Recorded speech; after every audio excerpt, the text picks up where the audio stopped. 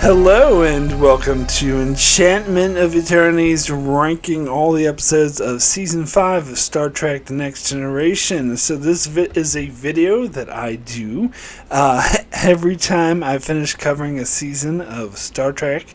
I'm very excited. I love doing these, ranking all the episodes. So I'll go through all the episodes of Season 5 and rank them in order from my least favorite to my favorite. So, Season 5 of TNG, I feel like I talked about how I feel about Season 5 a lot already during my reviews, but if you haven't seen them or you just want to recap, basically, Season 5 is my least favorite season out of the 5 good seasons of Next Generation, so excluding Season 1 and 2, which are easily the worst. Out of the 5 good seasons, this would probably be my least favorite. It's still a good season, I still like it, but I still prefer the other 4 seasons to this one, which is very different than what most people think. Most people tend to think this is one of the best, if not the best seasons of TNG. And as we go through the episodes, this is probably the season with the most episodes that I rate lower than most people. In other words, most people would have this particular episode rated a lot higher, where I tend to see it as overrated and would rate it a bit lower. So there's quite a few episodes in this list that people would disagree with me on. However, it's still a good season. In fact, I was surprised just how well it fared, because as I always do, talk about the percentage of how many episodes per season that I gave negative rating as opposed to positive rating. So negative is anything of 5 or less, positive is a 6 or higher. For season 1 had the by far the worst ratio. It was 25 episodes, 10 were positive, 15 were negative. Season 2 was half and half. Season 3, easily the best, was 0 negative, and all 26 were positive. Season 4, I believe, was, let's see here, Season 4 had 9 negatives. 1, 2, 3, 4, 5, 6, 7, 8. Yeah, 9 out of 25 negative. Which I suppose would be 16 positive, so that's not bad. And Season 5, let's see, out of 24 episodes, it had 1, 2, 3, 4, 5, 6, 7, 8, 9, 10, 11 negative. So it was a bit higher ratio than Season 4, but only slightly. But 11 negative and 13 positive. So yeah, this is definitely not as good as Season 3, but definitely not as bad as Seasons 1 or 2. So the other thing is that as I've been going through, I've been giving an average. I've been averaging out. So all my ratings for all the episodes. It's just an interesting exercise. Doesn't necessarily speak to how well I think of the season or what I think of the season overall. It's just an interesting exercise to take all the ratings of every episode and find the average of what I gave. The average episode of a season, of a episode that season. Season 1 had the lowest average, was 4.76, and then Season 2 had slightly higher, 4.86. Season 3, probably, again, by far the best average, 7.8. Season 4 had an average of 6.76, so pretty much one lower than Season 3.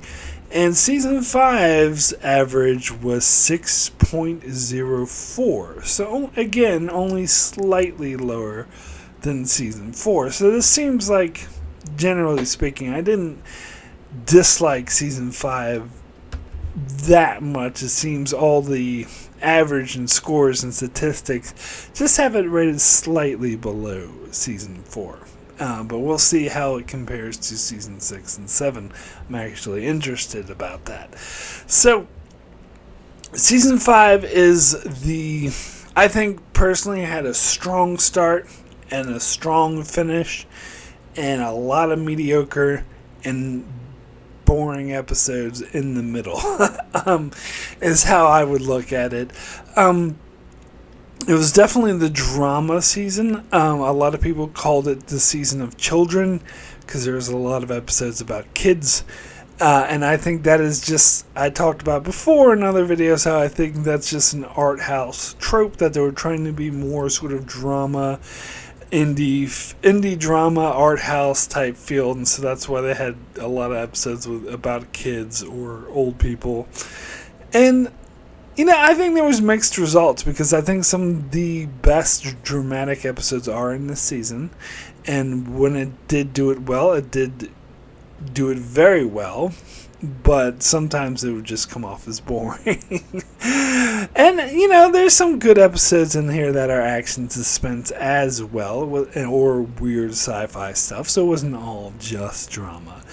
But that is definitely the overall tone of the season. Now, if you haven't seen one of these videos I've done before where I rank all the episodes, I count 2-parters as one episode, and I do that as I go through and review them. So I'll also do that for these ranking, which creates a bit of a dilemma when it comes to the 2-parters that are spread out over seasons. If I count both parts as one, then which season do I include them in?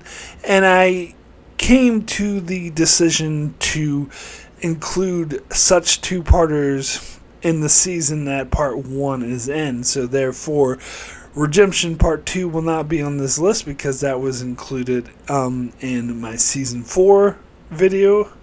And Time Zero, both parts 1 and 2 will be included in this video, counting as one entry.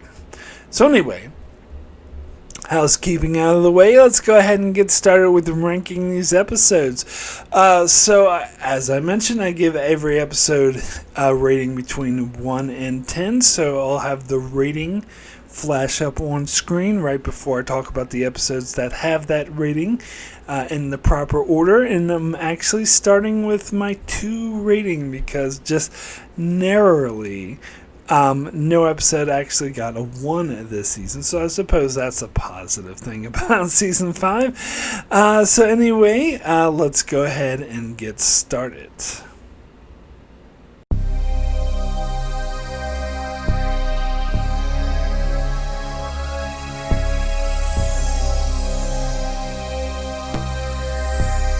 So we're starting with my number 24, which is The Game. Now, as I mentioned before, barely escaped getting a 1. In fact, part of me thinks I'm being very generous by not giving this episode a 1. I do think it is one of the worst episodes of the show.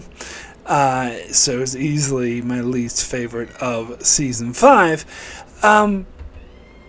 But as I talked about in my review for it, I like the relationship between Wesley and Robin Leffler. I thought they had nice chemistry together. I liked how they were both kind of nerdy, and she was a quirky character with the lulls, which was a bit annoying, but still, she had character to her. And of course, Ashley Judd played her, which it was really interesting seeing her.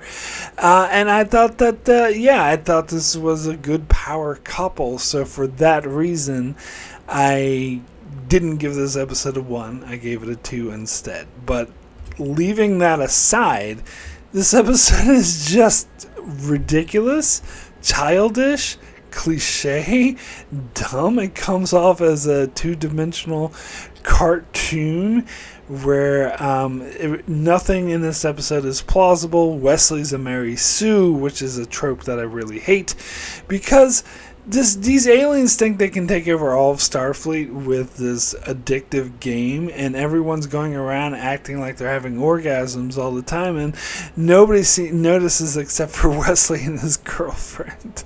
And of course Picard and Worf, they get addicted to the game off screen because they couldn't show it on screen because it wouldn't fucking happen. There's no way that they would get addicted to it. And then it was just goofy. I talked about how the chase scene at the end with Riker and Worf chasing out the Wesley is actually pretty funny if you put the Billy Hill theme song music to it. It works surprisingly well. It's just it's just so bad. It's just so bad.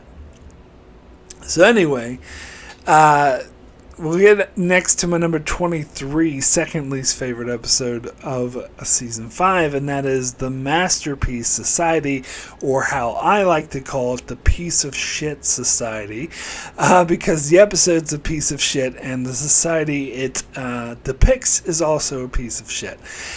This is probably, I would say this wins the award for most boring episode of Next Gen.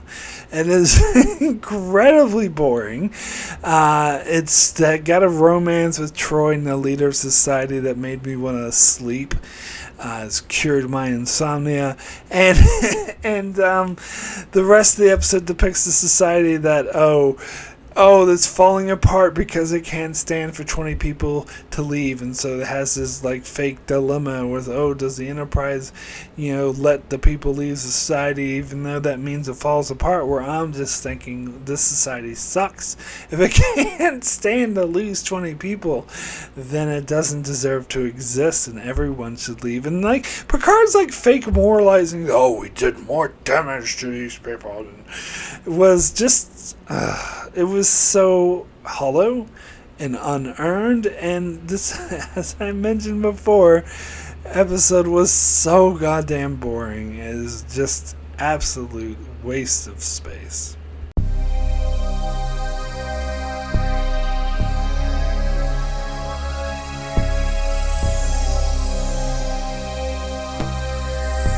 Speaking of boring episodes, we then come to my number 22, Hero Worship. It is a somewhat interesting concept about a young boy who lost his parents and dealing with trauma. It just wasn't handled very right. Instead, they just made it about, isn't it funny that little boy's imitating Data? And he didn't seem to care about his parents being dead, and they never really delved deep into what a traumatic experience that was for him. Instead, they just focused on, look, he's acting like Data, isn't that funny? Ha ha ha. And it was boring. They didn't do anything with it. It was just, they had the technobabble galore, and it was just, the solution was not very interesting at all, and it was just, it didn't really explore anyone's character to any effect. It was just incredibly boring. So next we'll get into my number 21, which is Ethics. This is another episode people may very strongly disagree with me on, because a lot of people actually really like this episode, to my surprise. And when I examined it and analyzed it and looked deeper into it, I realized just how much I really didn't like this episode. Again, it is boring as part of it, but here's the thing. So this episode is about Worf getting hit by a falling barrel, and getting paralyzed from the neck down, and then wanting to kill himself because Klingons can't live as, if there can't be a warrior or fighter or whatever. And so they have this, supposed to be like a moral dilemma, as, do they let Worf kill himself? And then they have a doctor come on board who's twirling her mustache constantly because she's so evil, because she does experiments on people against their will, even if it kills them. And she's like, but we learned precious data. They just made her so unrealistically sinister, and so all those factors really subtract from this moral dilemma, which doesn't come across at all. And plus, I'm very sorry, but I cannot and never will look past the fact that Worf got hit by a fucking falling barrel. I called it one of the most pieces of lazy writing in the entire show, because to me this erases any sort of interest or stakes in the episode, because the writers couldn't be bothered to even make the injury Worf had plausible or interesting. Because why the fuck would the Enterprise, the flagship of Starfleet, have their cargo situation be so careless that just some, whatever it was, some sort of leak that was escaping or whatever, would cause a barrel to fall right on top? It's just, oh god, I'm sorry, it ruins the entire episode for me. I can't take anything seriously. And then when they try to do the death fake out at the end of the episode with Worf, it's like, of course he's not going to die. They're not going to kill him by a fucking falling barrel. It's just aggravates me. This episode aggravates me. I think it's very bad. Anyway. Next, we'll get into my number 20, which is New Ground. Yet another boring episode where Alexander comes on board. And, I like that they brought Alexander on the Enterprise. Don't get me wrong. I think it was interesting to see Worf having to deal with being a father. But the problem is that this should have been a B plot in another episode that had a more interesting A plot. This is not interesting enough to sustain the A plot of an episode. And of course the B plot that they had in this episode about some space wave or whatever is just some bullshit that nobody gives a shit about, because it's just nonsense and completely forgotten about at the end of this episode. And then they had to create like fake stakes by having Alexander steal shit and lie about it in order to like give this episode something to do. It's just this plot with Worf dealing with his son actually could have been interesting if it was a B plot. That, if they focused more on what a terrible father he is, and just how hard it is for him to adjust to being a father. But of course that's not enough to sustain an episode, so they had to make up bullshit about Alexander lying or whatever. So it just comes off as cheesy and ineffective, and it just doesn't work.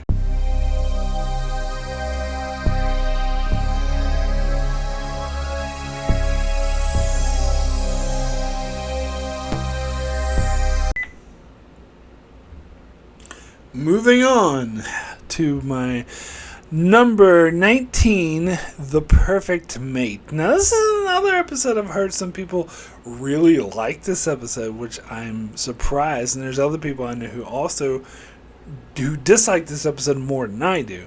To be fair, I did raise it from a 3 to a 4 on this recent reviewing. So my opinion of it has gone up ever so slightly, because it does create an interesting situation where you have this metamorph and Picard's having to deal with the moral implications of this arranged marriage and how she's been bred from a young age to just please men, and how that's actually been misogynistic. They have Beverly be the surrogate for the audience to point out that that's misogynistic, but she's perfectly, she's doing this of her own free will. So on the other hand, Picard's kind of in a bind to sort of break the Prime Directive, and the actress who plays her does a really, really good job. I will say that. Jean Grey from the X-Men movies.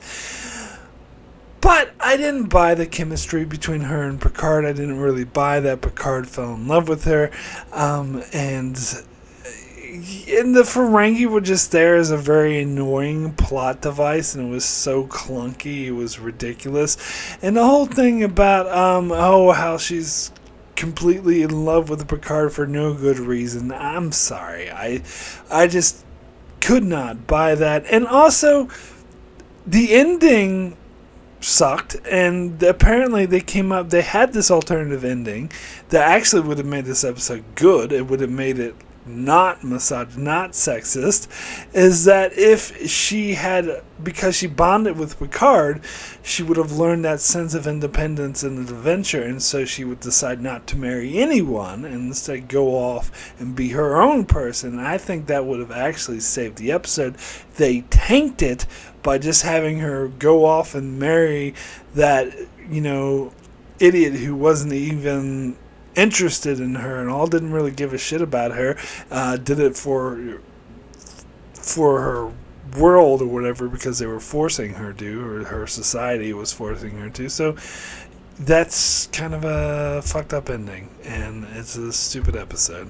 Anyway, next we'll get into my number 18, Imaginary Friend. And this is, okay, so I probably like this episode more than most people, because this is a reviled episode, and to be fair, for good reason. It's not a good episode, as I say, it's still in my negative rating range, but, maybe I do like this episode slightly more than most people, because I like the interesting aspect of a day in the life of a young kid, and what would it be like if her imaginary friend actually came to life. And also, I thought that her, the actress who played the young girl, did a really good job. Now, the actress who played the imaginary friend, not so much, but that's, another thing. So there's things I do like, and I like the Guinan scene. She's really good in this episode. So there's things that I like about the episode. But I think the problem comes in is when you get into the threat of the week aspect of it, where the imaginary friend becomes evil with red glowing eyes, and they try to destroy the Enterprise for no good reason, just because the adults were mean to the kids. and then Picard has to give a speech. It's like, we care about our children, and it comes off as so goofy and silly. So yeah, ultimately not a particularly good episode. So next, we'll get into my number 17, The Outcast. I think some people I think do like this episode a lot.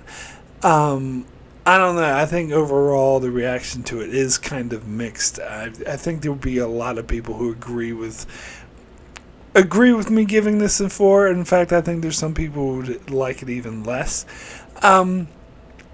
So this is supposed to be an analogy on homosexuality, and of course done in the early 90s. Rick Berman refused to have any same-sex couples in Next Gen, instead would only do this allegory. Jonathan Frakes wanted his love interest to be played by a man, but Rick Berman, of course, refused. And so that does really undercut the episode. But more than that, it tries to be an analogy on homosexuality, but it's actually turns out to be more analogous to the trans community, but this was something that wasn't really in the public eye as much in the early 90s, so I believe the writers of this episode weren't even aware of the analogy they were making, therefore they don't do a particularly good job at it, and plus they conflate gender identity with sexual preference, with sexuality, and so it comes off as just really clunky, but more than that, more basic. It's boring. I don't buy the chemistry between Riker and Soren. It seems manufactured, and another B plot that nobody gives a fucking shit about. It gets a 4, and it makes it a bit higher than a lot of other episodes in season 5, just because the speech that Soren gives at the end about how they're just people too, and her scene when she comes out to Riker, those are good scenes. But other than that, it's a really mishandled episode, and it's not a very particularly good metaphor for the LGBTQ community. That I think is done better in Deep Space Nine in the episode Rejoined, and so it irritates me that people focus so much on this one when I think Rejoined's a much better example, me personally.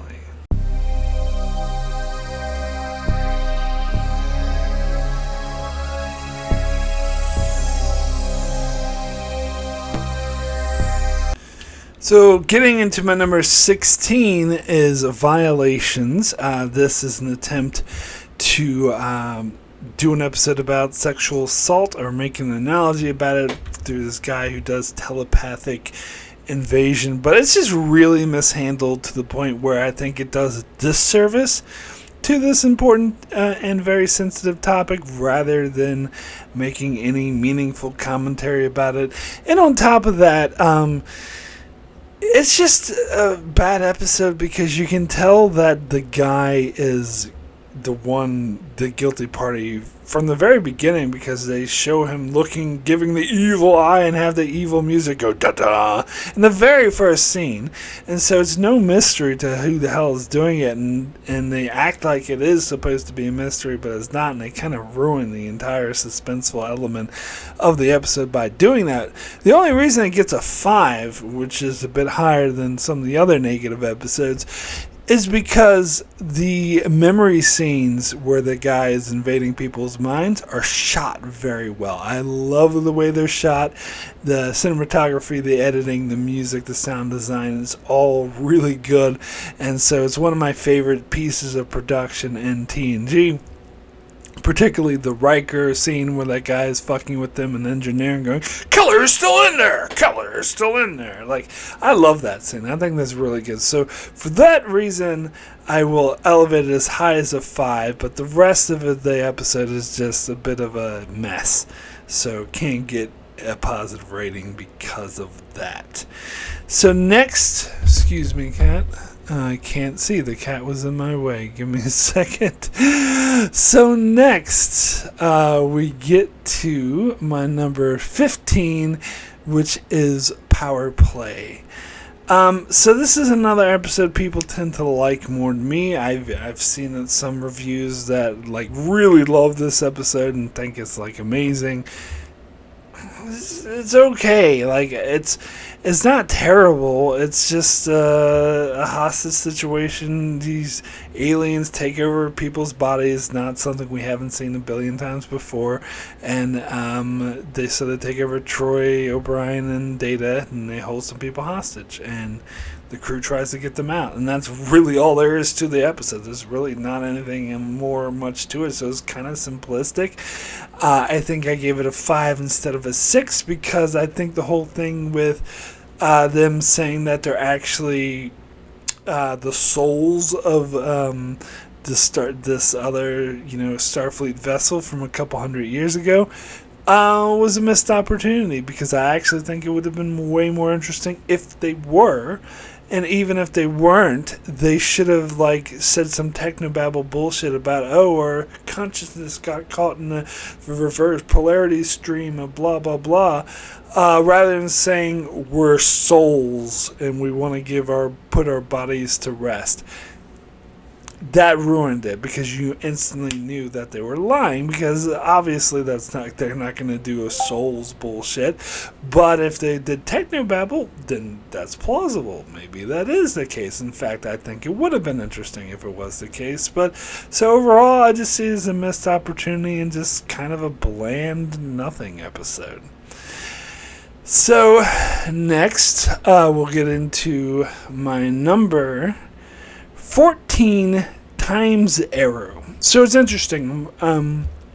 As I mentioned, I'm counting part 1 and 2 together.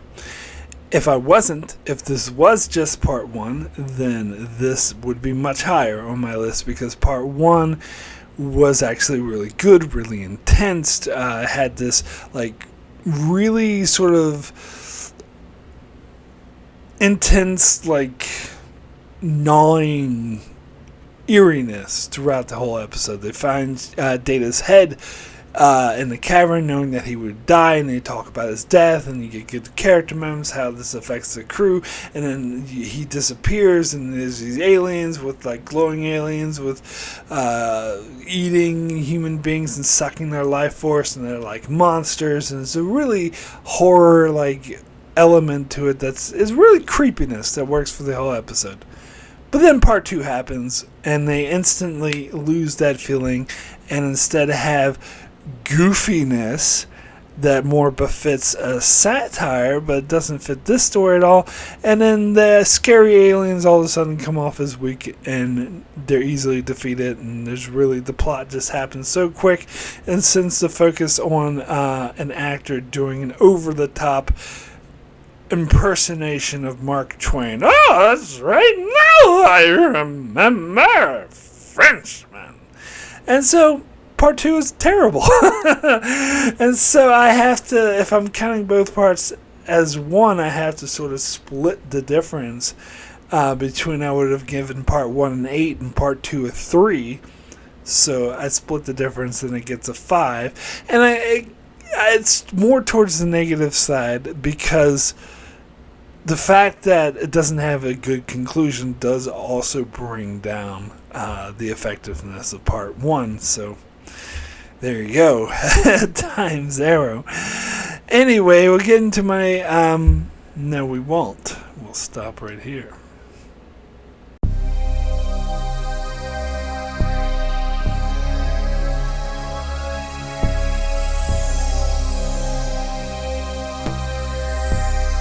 Alright, moving over to the positive episodes now. We'll get to my number 13, which is A Matter of Time, which this episode was okay. It's Matt Fuhr was kind of funny. It was kind of quirky and interesting.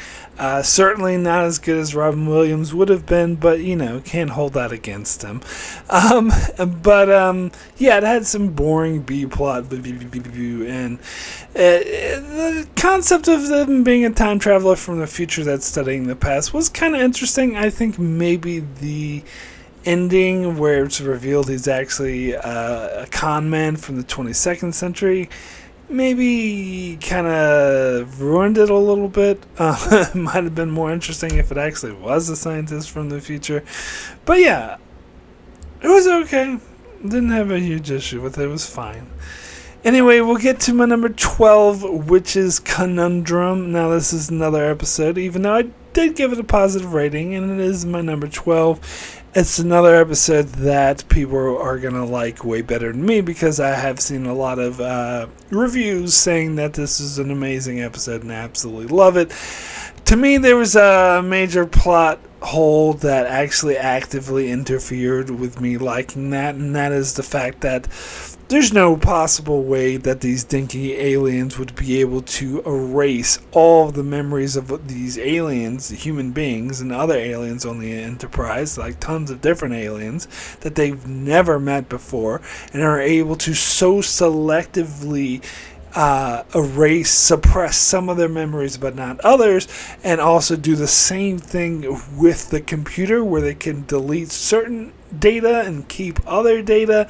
And speaking of data, we get to the most unbelievable aspect of it all, that they could do that to Data, that they could suppress some of his memories, and this complex android that not even most people in the Federation understand exactly how he works, yet these fucking aliens who never even met Starfleet before, and whose technology is clearly a lot less advanced than Starfleet, a lot less advanced, that these fucking idiots would be able to do this. And I'm sorry, it just makes, and I don't care about any excuses that I hear. There's no reason of why Duffman wouldn't make himself the captain instead of the first officer. All the excuses I hear about, oh, well, he wants Picard, needs to take the blame for it or whatever. I just, no, I don't buy it. I'm not buying it. There's no reason why he wouldn't make himself the captain. Any of these excuses people come up with on why he wouldn't make himself the captain is lessened by the fact that if he was the captain, he wouldn't have been stopped at the end. Anyway, so all that stuff interferes with it. And I wasn't a huge fan, honestly, with the Ro and Riker romance. Honestly, I think Riker's not good enough for Ro. I don't know. I'm just sick of Riker always being the one who gets the chick. And it just kind of irritated me that they did that romance between them. But then again, I did like the concept of these two hate each other, but they lose their memories and all of a sudden they're banging. That was a little bit interesting. And outside of that, it was really intense with them, and it was interesting getting like what these characters would be like if they didn't remember each other, and them trying to find their memories again, but being manipulated from the inside at the same time. It was somewhat suspenseful and interesting, which is why it gets a positive rating. But those holes really prevent me from liking it as much as everyone else seems to.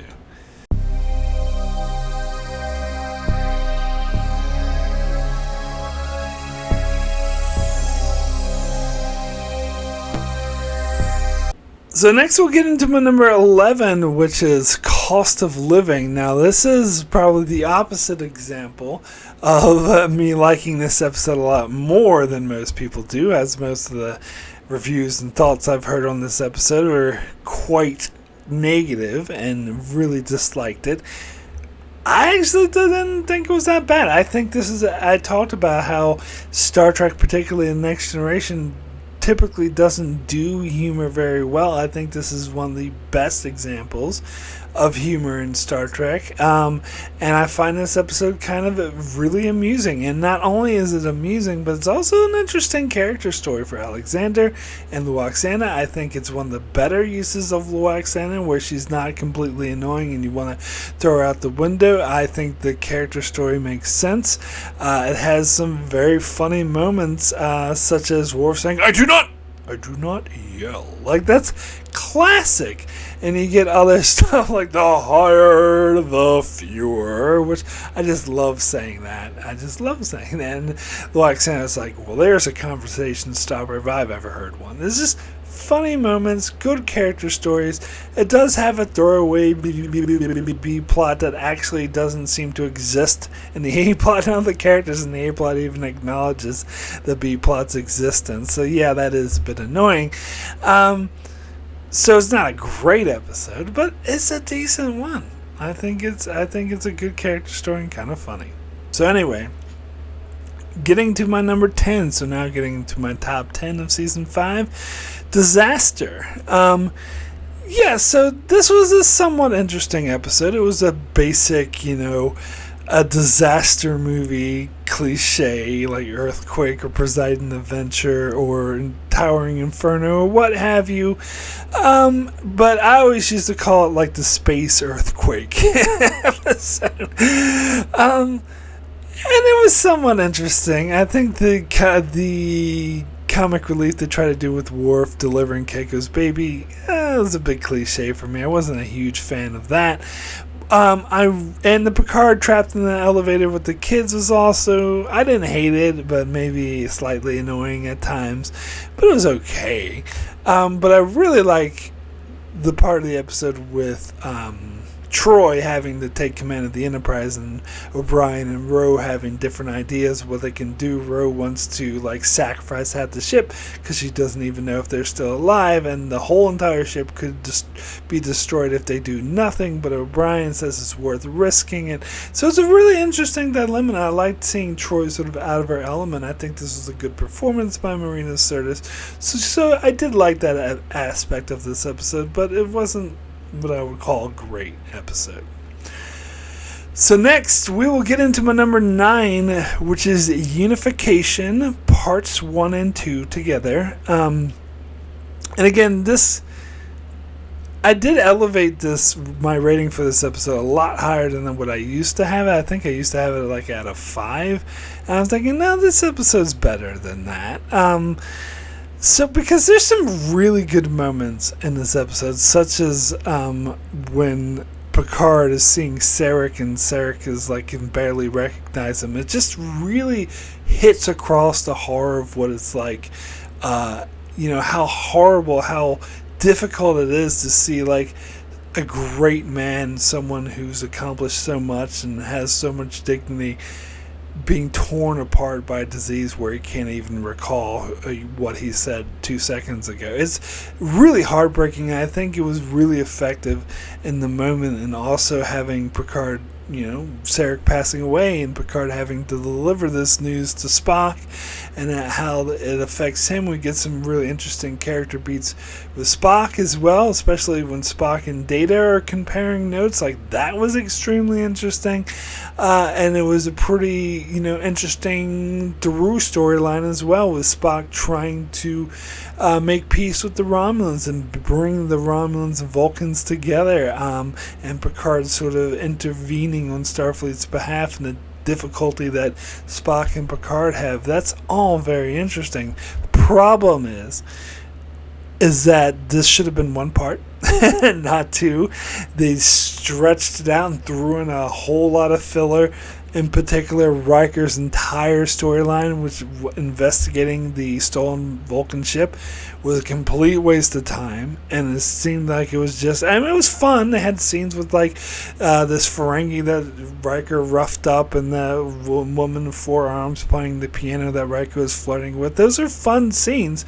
But the storyline itself served no purpose, and it was just fluff. It was just filler, and it didn't really need to be there. And also, Sela came off as a mustache-twirly villain that was like, so that part of it wasn't good either. So, not amazing episodes, but decent episodes.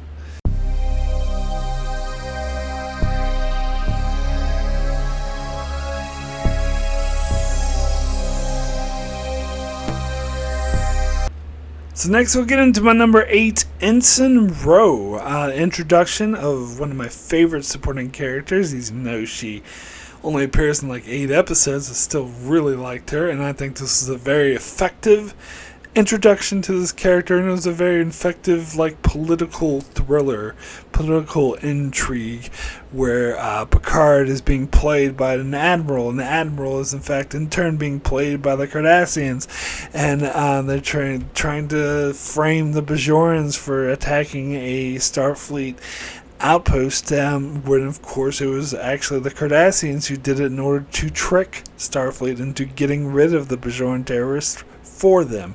So that was very interesting, and Ro was being used as a pawn. You get some really interesting character moments between Ro and Guinan making friends, and Guinan convincing Picard to trust Ro was really nice. So yeah, pretty strong, pretty solid episode.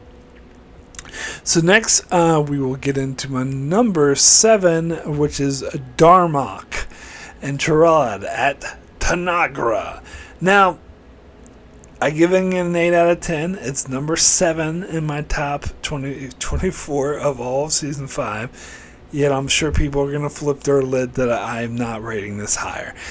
Many fans call this one of the best episodes of TNG, and apparently it ends up on a lot of people's top 10 lists. In fact, I think it even ended up on my top 10 list about 10 years ago, but I've kind of gone down on this episode with each viewing. This is another case similar to Conundrum, where it has a giant plot hole that I just cannot look past, and that is the language actually doesn't make any sense. It's not plausible, because yes, they speak in metaphors, but they need to have a base language. They say stuff like face and red and water. How would they know what this shit is unless they have a base language? And if they have a base language, that means they can understand what Picard's saying, because the Universal Translator would translate it into their own base language. Therefore, they should be able to understand each other, but just have a weird dialect. Like, Picard should just sound like he's talking funny, like those people from England. No, just kidding.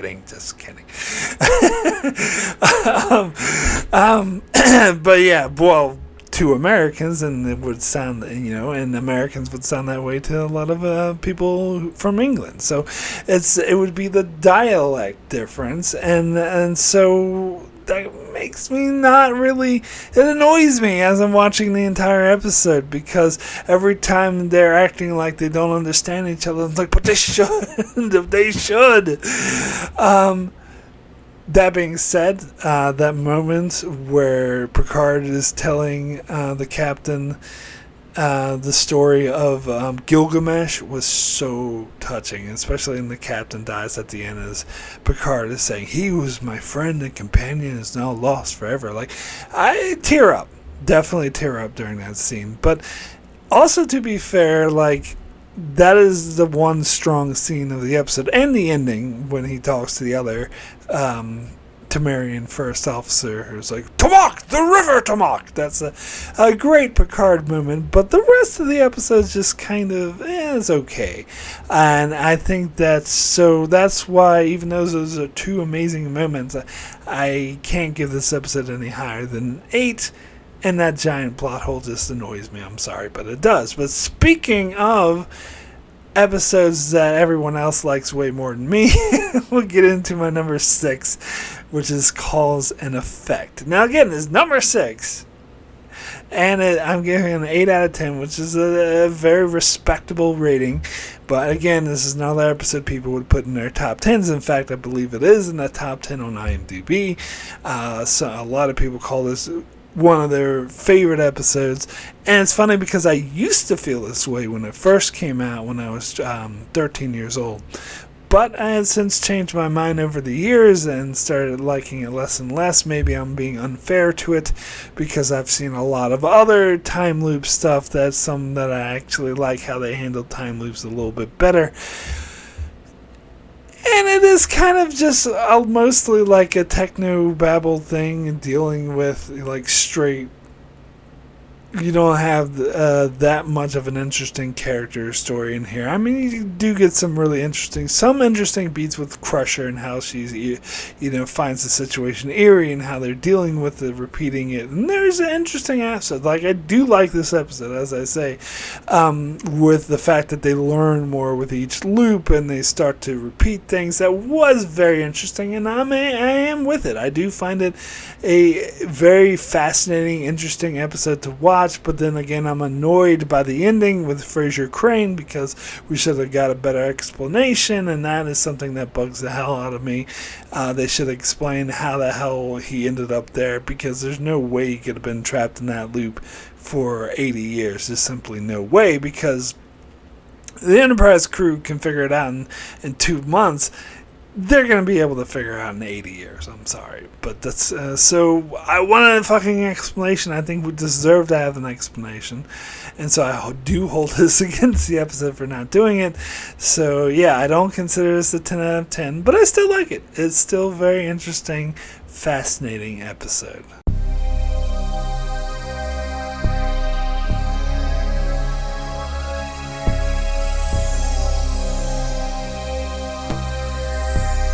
Alright, so now we get to the cream of the crop. 9 out of 10, my top 5 favorite episodes of Season 5. And we'll start with my number 5. How many times can I say the word 5? Anyway, we'll start with my number 5, which is The Next Phase. And I know some people are thinking I have this episode a little bit too high. Like, how dare you have it higher than Cause and Effect and Darmok. But I really liked this episode, and I liked it a lot more in this viewing that I saw more recently, because again, it does have a giant plot hole. Was why aren't they falling through the floors? But this one doesn't bother me as much. I mean, we'll like hand wave it away and be like, okay, they're not falling through the floors because otherwise the episode wouldn't happen. And it's pretty intense, and you get good character stories with Ro and Geordi. Were very interesting pairing that works surprisingly well, and having them thinking they're dead and having to figure out what's going on, and this Romulan chasing after them that's also phased, and the Romulans are trying to destroy the Enterprise, and they need to like get unphased and not in time in order to warn them. Like, really intense. It's like good, interesting, like kept my attention. Is good pacing, really good pacing, a very good mix of the action and suspense and the character stories. And it was so fun seeing Geordi and Rose's funeral where they're having a party and playing drums and stuff, and Geordi and it's so satisfying when they're able to convince Data that they're still alive, and they show up at their own party, and it was fun. It was a good episode. I think it was a really well written one. So next, we will get into my number 4, which is The First Duty.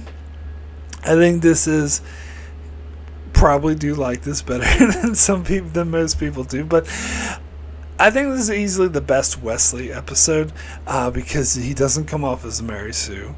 It's funny because the game was the worst Wesley episode, and those are the only 2 episodes he appeared in season 5, the best one and the worst one. Interesting.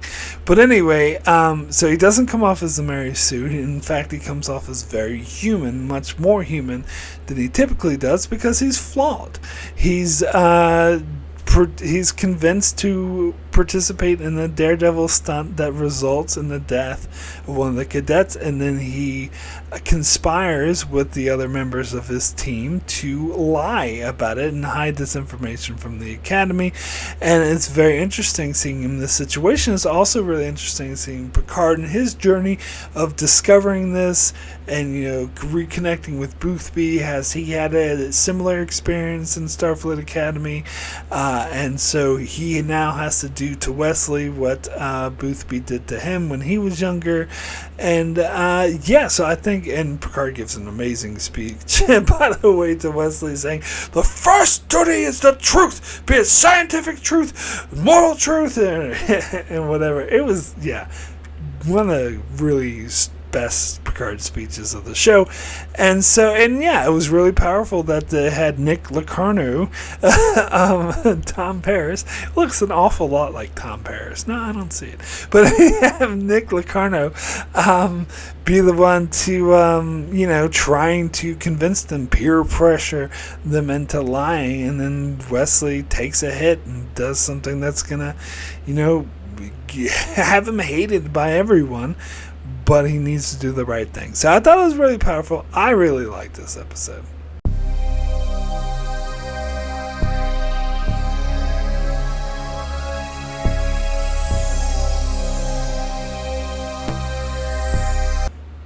Ten out of 10, the best of the best of the best of the best, sir. So my favorite episodes of season 5, top 3. We'll get to my number 3, Borg. I really like this episode. Watching it again, I've just realized how powerful it is. It does portray the Borg very differently than how they're portrayed in later Star Trek. But that's fine. I take it for what it is. The Borg were slightly different in TNG before Voyager and the movies changed them. But it really works in the aspect of having this naive kid who doesn't really understand what it means to be Borg, what it means to assimilate, how this affects the other races until he actually talks to him and becomes an individual. And that journey was powerful. More than that, has a very strong moral dilemma where they have a plan to rid themselves of a mortal enemy who are trying to annihilate them at every turn. But in order to do that, they have to commit genocide. And Crusher very rightfully is not okay with committing genocide, and their excuses are, there are no civilians with the Borg.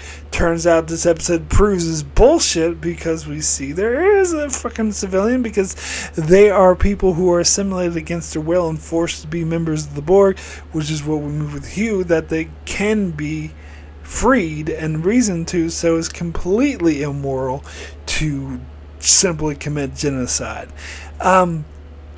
And it's interesting, we get some great acting, great scenes between Guinan and Picard at first, where she's like pissed off with him for even bringing the Borg on board, but then Geordi convinces her to go meet with Hugh, and she sees that he's an individual, and then goes to convince Picard that he needs to reconsider his plan, and Picard freaks out. We have that amazing moment where he goes, "It's not a person, damn it, it's a Borg," which is, again, Patrick Stewart, some of the best performances, and then, but Patrick Stewart actually changing his mind, or Picard, I should say, actually changing his mind when he meets Hugh and realizing that what he's doing is immoral and it can't happen. And so that was great. It was just really, really powerful. So next, we'll get into my number 2, and I know a lot of people are going to disagree with me having this episode this high. I think this is one of my favorite episodes of the show. I think it is incredibly underrated. Most people seem to either think it's bad or it's mediocre. I don't know why. And that is Silicon Avatar. I think this episode is just powerful. This episode moves me every time I see it. I think the whole performance Brent Spiner gives, and the guest star playing the grieved mother who is on a vengeful quest to get revenge on the crystalline entity. But it's really amazing how they took this goofy monster, B-movie monster type villain from season 1 and made such a really impactful, thoughtful, and intelligent, dramatic episode over that that touches on very emotionally heavy issues of the trauma of losing a son, and how that drives one for revenge, and just exactly how empty revenge is. And they do it by using data, and this is, I think, one of the best episodes, some of the best writing for data that they've done in this show. Talked about good writing for data and bad writing for data. This is an example of good writing, where he's still an android, he still doesn't understand. In fact, it's interesting how they play off of the fact that he doesn't understand, because he does stuff like reads letters to the mother in her dead son's voice, not realizing just how bad that is and how negative that can affect her, and that is a horrible thing to do, but he's oblivious because he doesn't understand human behavior. But at the end, he sort of he's like cold as ice. He nails her down when she tries to get absolution for killing the crystalline entity, and he just lays down the cold hard facts. Your son would actually be very sad now because you destroyed your career. And that was hard. That was harsh. This is so good. I think this is one of the most emotionally powerful episodes of the show. I don't understand why more people don't appreciate this episode as much as I do. Anyway, we will now get into my number 1 favorite episode of Season 5 of Star Trek Next Generation, and that is very easily The Inner Light. It's become somewhat trendy for people to be like, actually, I don't like this episode. And fair enough. And everyone's entitled to their entitled to their opinions. But for my money, this is still one of the best episodes of the entire franchise. It is... It's impossible for me to watch this episode without bursting into tears. It's impossible. It is one of the most moving emotional pieces of any, let alone Star Trek, any sort of visual fiction ever. Because the pacing is just perfect. It is perfect how they choose the moments that they choose to show this life, and Picard going from thinking he's been abducted by aliens to realizing that he's this married man, and he ends up having a family, and he has friends who pass away, and then he has grandchildren, and his wife passes. When his wife dies, I cannot have dry eyes after that, no matter how many times I see this episode. But the flute, I'm sorry, that is a mark of brilliance. The scene at the end where he's Picard again, so after going through all this life, an entire lifetime, he wakes up and he's Picard again, and he has to reacquaint himself with he's kind of out of it. And I love the scene. Patrick Stewart plays it so well. It's Dr. Crusher. Because it's, for him, his perspective, has been decades since he's seen any of these people, or since he's been this person. And so he has to reacquaint himself. And god damn, it's so powerful.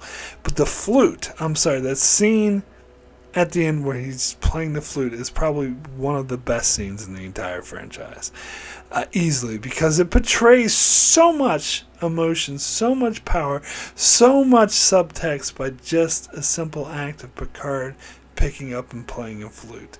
It is one of the most brilliantly written scenes and performed scenes in television, movies, anything.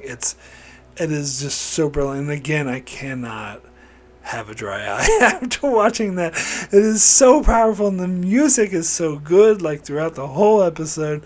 It is just, it's a masterpiece. It's simply a masterpiece. Now there's also a giant plot hole here, because there's no way that these aliens who haven't even met extraterrestrials would have the technology to latch on to a human being and force them to live this other life. It's literally impossible, but really, I don't give a shit because the episode's so fucking good.